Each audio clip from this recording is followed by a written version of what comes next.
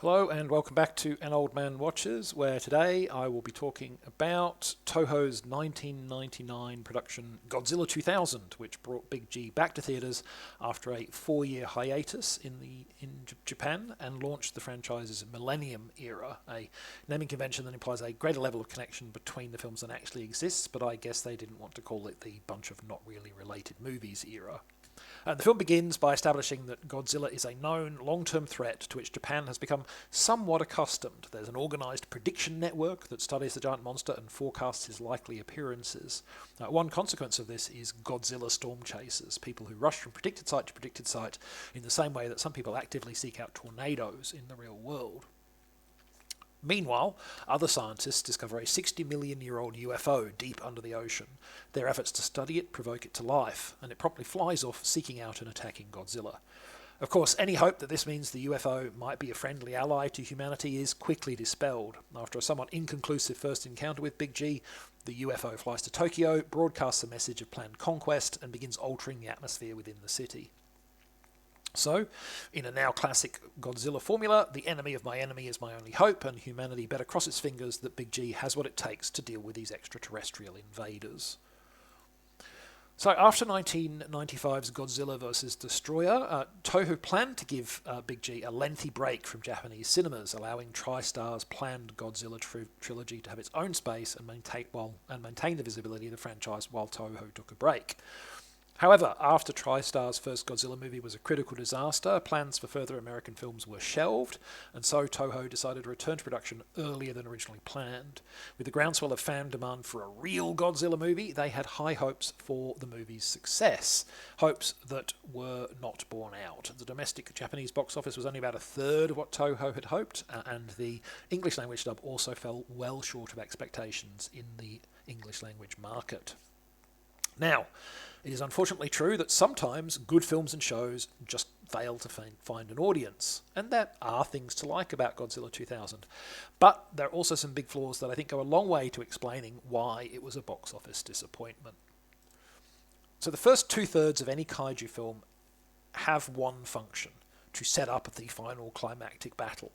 That might seem like a simple enough mission statement, but the challenge these movies face is that their audience knows this, and that can make it hard to keep people engaged. It's a bit like asking someone to watch a game of baseball from the very start after telling them that scores will be tied at the top of the ninth. They're not going to care over much about the first 8 innings in a situation like that. Let's just get to the good bit, right? The best kaiju movies, such as Pacific Rim or the 3 Gamera films from the 1990s, managed to overcome this by making the setup period of the film satisfying and engaging on its own terms. More often, though, you get what happens in Godzilla 2000. The first hour of this film fulfills its narrative function. It sets up who Big G's enemy will be and why we should want Godzilla to win, but they don't actually make for particularly engaging viewing just taken on their own merits. It's a lot of preamble to the real action. And with this film, the failure of that first hour stems from 3 main weaknesses. The first is that the human characters are annoying. We've got a bratty child who's presumably meant to be adorably feisty, but she's really, really not. A whiny photojournalist whose only expression seems to be a pout. And Bratty Kid's dad, who is more or less the hero, I guess, from the human side of things. He's one of the Godzilla storm chasers I mentioned. And I've got to say, that doesn't sound like the sort of thing you should turn into a daddy-daughter bonding session, no matter how irritating your daughter might be.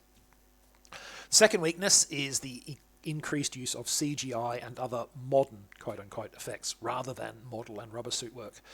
Let's just say that in 1999, Toho's skills in these new FX types were significantly weaker than in the traditional types associated with Godzilla, and maybe they should have waited a bit longer to make the switch. And the final weakness is in the action, such as it is of the first hour. We have some Looney Tunes-esque scenes of Godzilla causing destruction early on, leaving bewildered but unharmed humans in the rubble behind him. I mean, honestly, they just need some animated birds flying around their heads, and they would fit right into a Warner Brothers cartoon. There is just no sense of any menace or danger here. And then we have a battle between Godzilla and the human military, which mostly consists of them shooting Godzilla with missiles while he stands there and roars from time to time, which is not exactly exciting. And that's all something of a shame, because the final battle, when it does arrive, is a good one. The new monster looks cool and undergoes several transformations during the battle that keep things fresh. It keeps changing up the fight, and the climactic piece of action is well thought out. So if you if you like kaiju films, Godzilla 2000's final battle is worth checking out as a really fine example of the form. Although I do recommend you turn the film off as soon as Godzilla actually wins. There's a quite silly coda afterward that you're better off skipping. But it's not really worth sitting through and slogging through the whole movie to get there. You can just watch the fight, And, it's a shame that what we get is, kind of like a good action set piece at the end of an hour of tedium, because I feel like the new monster designs, which are really cool, and the well-constructed final battle, deserved a better movie in which to feature rather than being the standout movie of an overall weak film. Next time, something of a change of cinematic tone, as I'll be looking at the 1986 medieval mystery film, The Name of the Rose. But that is next time. Until then, thanks for watching. I hope you've enjoyed it. And if you've seen Godzilla 2000, let me know what you thought of it.